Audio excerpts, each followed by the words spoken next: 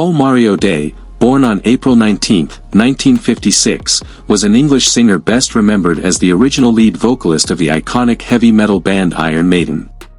Though his tenure with the group was brief, from December 1975 to October 1976, his involvement in the early formation of one of the world's most influential metal bands earned him a place in rock history. Day passed away from cancer on July 29, 2025, at the age of 69, but his contributions to the heavy metal scene continue to resonate with fans and musicians alike. Early days with Iron Maiden. Paul Day was Iron Maiden's very first frontman, stepping into the spotlight as the band formed in East London in late 1975 under the leadership of bassist Steve Harris. During his time with the group, Iron Maiden was still taking shape, playing local gigs and experimenting with their sound. While he never recorded studio material with the band, he contributed to the creative process, and later claimed co-authorship of the song, Strange World, which would appear on their 1980 self-titled debut album. However, this claim remains unofficial.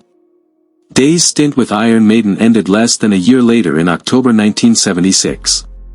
According to accounts in the Early Days DVD, he was dismissed for lacking the stage charisma that Harris and others felt was essential for the band's future.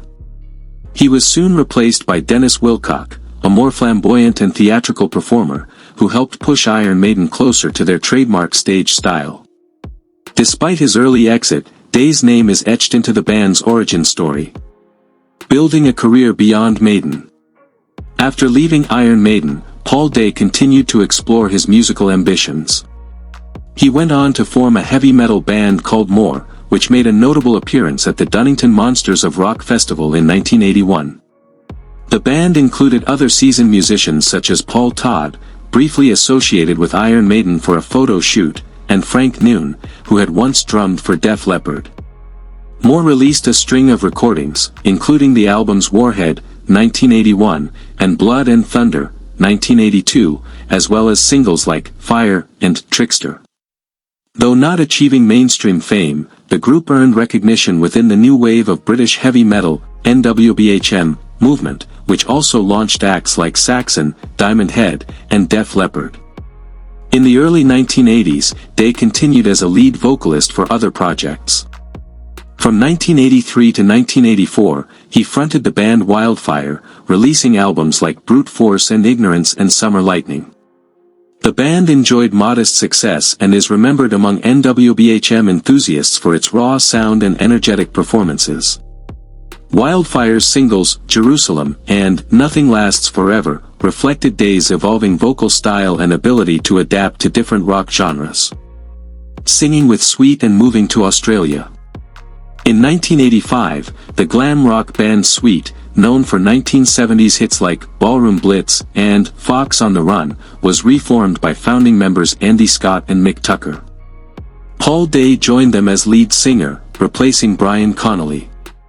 With Day on vocals, Sweet recorded a live album at London's famed Marquee Club in 1986, showcasing his ability to blend classic glam rock with his heavier metal roots.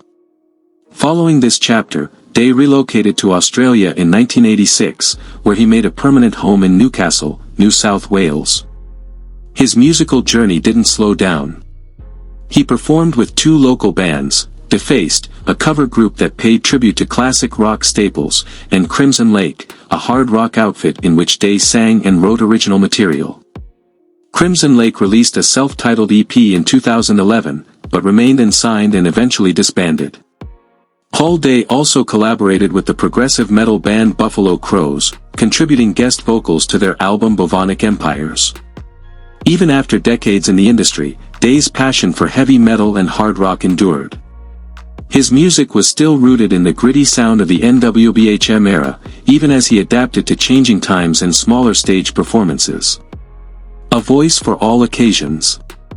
In 2013, Day surprised many by recording a jingle for Canberra Toyota, a car dealership based in Australia's Capital Territory.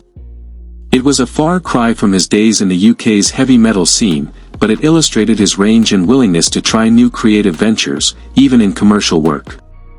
Despite never achieving the superstardom of the band he helped launch, Day remained active and appreciated in underground circles.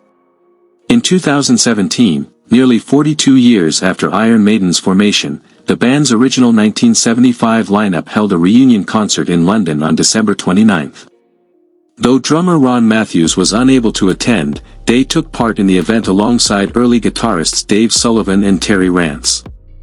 It was a rare and nostalgic moment that acknowledged the roots of one of metal's biggest success stories. According to Day's social media updates, he was working on new material as recently as June 2025, just weeks before his death. He had remained creatively engaged until the very end of his life. Death and legacy. On July 29, 2025, Paul Mario Day died of cancer at the age of 69.